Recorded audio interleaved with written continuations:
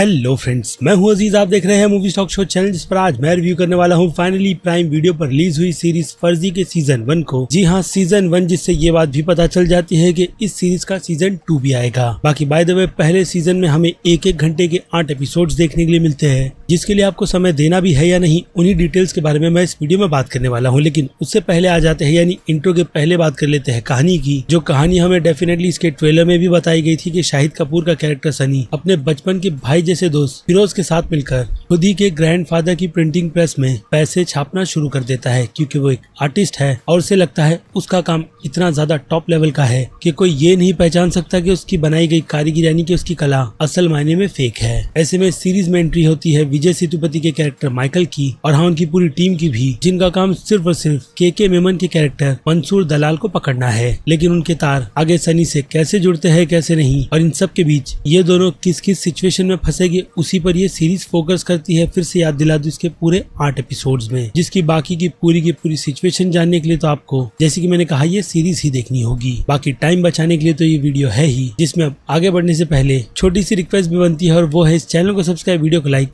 और शेयर करने की।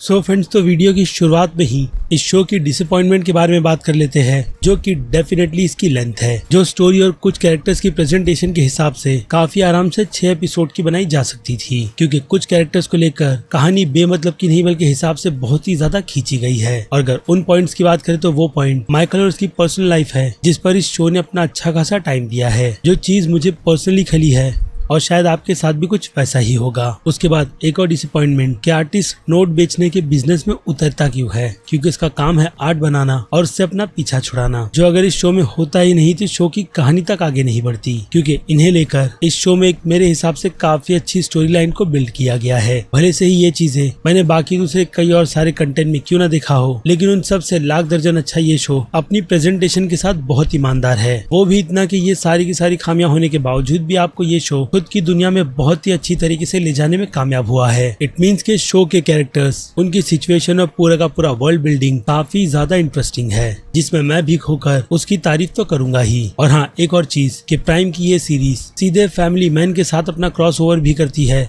यानी कि फ्यूचर का हिंट, जो कि कंफर्मेशन के तौर पर राज एंड डीके के यूनिवर्स में अब अपनी राह पर निकल चुका है, जिसका ऑफिशियल नाम तो मुझे नहीं पता, लेकिन अभी के लिए तो मैं इसे एक स्पाई यूनिवर्स ही कहूंगा। जिसके बाद बात कर लिया अब एक्टर्स की परफॉर्मेंस की, तो शाहिद कपूर का ये लुक और उनका पूरा एक्सेंट भी उनके कैरेक्टर पर बहुत ही अच्छी तरीके से सूट करता है। और ऐसी ही तारीफ विजय सेतुपति की भी बनती है, जिन्होंने इस सीरीज के लिए बहुत ही अच्छी खासी हिंदी बोली है, जो डेफिनेटली उन्हीं के एक्सेंट में प्रेजेंट भी की गई है कि अगर कोई साउथ का बंदा हिंदी में बात करेगा तो उनकी बातचीत का फ्लो असल मायने में कैसा रहेगा। इसलिए मैंने आपसे कहा कि ये शो खुद की वर्ल्ड बिल्डिंग में काफी ज्यादा ऑनेस्ट है, जो हर एक चीजों का बैलेंस बहुत ही अच्छी तरीके से बनाकर चलता है। बस जो छोटी मोटी खामियां थी वो मैंने आपको पहले ही बता दी है, ताकि आपको वो चीजें याद रहे। जिसके बाद अब फिर से एक्टर्स की बात की जाए तो इन दोनों के अलावा के मेमन, राशि खन्ना, अमोल पालेकर और भी काफी टैलेंटेड एक्टर अपना 100% ही दे रहे हैं। जो चीज यही बात क्लियर कर देता है कि मेकर्स ये चीज बहुत ही अच्छी तरीके से जानते थे कि किस कैरेक्टर के साथ असल मायने में उन्हें कैसे खेलना है। जिसमें अब अगर बाकी दूसरे डिपार्टमेंट को ऐड किया जाए तो काफी खूबसूरत सा डायरेक्शन, फोटो, कलर करेक्शन और सिनेमेटोग्राफी सीरीज की लाजवाब है, जो कि इस शो को काफी रिच लुक देती है। इसके अलावा शो का बीजीएम सिचुएशन के हिसाब से काफी अच्छी तरीके से घुल मिल जाता है, जो एक अलग सा ही माहौल भी क्रिएट कर देता है। और हाँ, एक अनसेटिस्फाइड सी एंडिंग भी, ताकि हम इसके सीजन 2 का बेसब्री से वेट करें, क्योंकि एंड ही कुछ ऐसा है जहाँ से अब ये कहानी एक अलग ही मोड़ पर चली जाएगी। इसके अलावा हाँ, एक और चीज एक कैरेक्टर को लेकर होगी, जो सीरीज में कब आती है कब जाती है उसका कोई भी पता नहीं चलता, और ना ही उसके कैरेक्टर का कि असल मायने में उस कैरेक्टर को इस सीरीज में डाला क्यों गया है। जिस बारे में अगर आपको पता नहीं चल रहा तो मैं यहाँ पर बात कर रहा हूँ सनी की गर्लफ्रेंड की, जो इस पूरी सीरीज में हवा का झोंका थी। बाकी बात रही कि इस शो को फैमिली ऑडियंस एंजॉय कर सकती है या नहीं, तो अनफॉर्चुनेट वो चीज तो इस शो की गालियों की वजह से पॉसिबल नहीं है। जिसमें अगर आप कंफर्टेबल हो तो आप गुड टू गो हो कि आप इस सीरीज को अपनी फैमिली के साथ बैठकर देख सकते हो, वरना स्किप का ऑप्शन काफी ज्यादा बेस्ट रहेगा। यानी कि डिपेंड आप पर करता है कि ये शो आप किस मोड में रहकर देखना चाहते हो।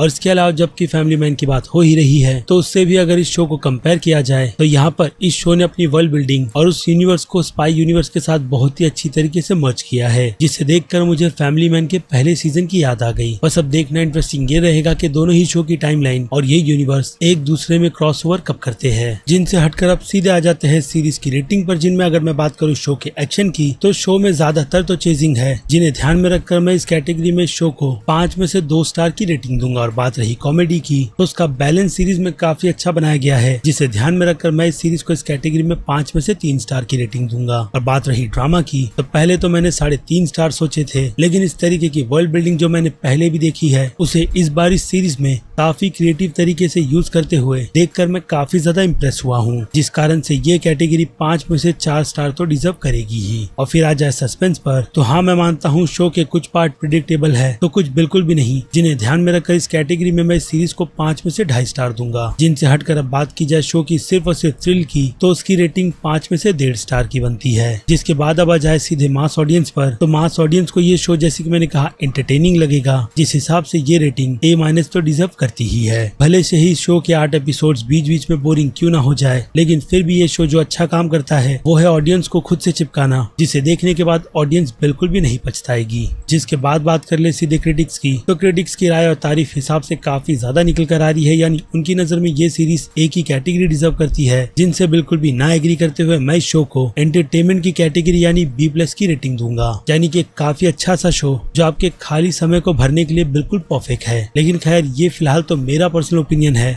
जिसमें आप अपनी राय मुझे कमेंट में लिखकर बता सकते हैं, क्योंकि अब वक्त है मेरी तरफ से इस वीडियो को यहीं पर खत्म करने का। बाकी मैं हूं Aziz. Movie talk show channel like share और सब्सक्राइब भूलना मत। मिलूंगा जल्द ही दूसरी किसी वीडियो में। Till then bye.